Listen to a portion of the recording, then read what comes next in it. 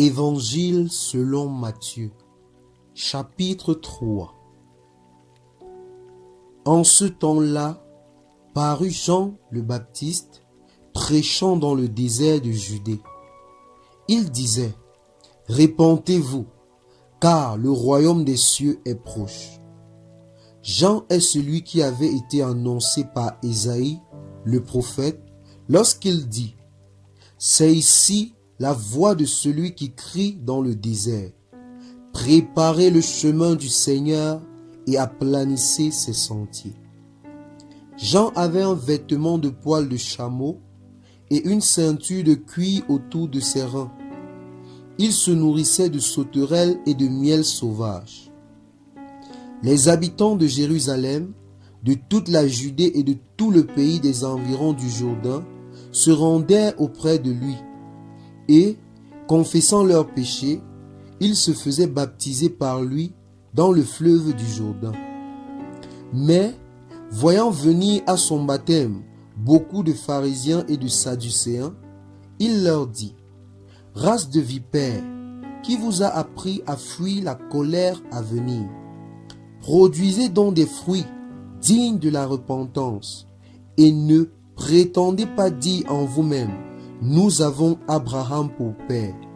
Car je vous déclare que de ces pierres-ci, Dieu peut susciter des enfants à Abraham. Déjà, la cognée est mise à la racine des arbres. Tout arbre donc qui ne produit pas de bons fruits sera coupé et jeté au feu. Moi, je vous baptise d'eau pour vous amener à la repentance. Mais celui qui vient après moi est plus puissant que moi, et je ne suis pas digne de porter ses souliers.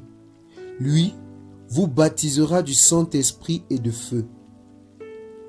Il a son van à la main, il nettoiera son aire et amassera son blé dans un grenier, mais il brûlera la paille dans un feu qui ne s'éteint point.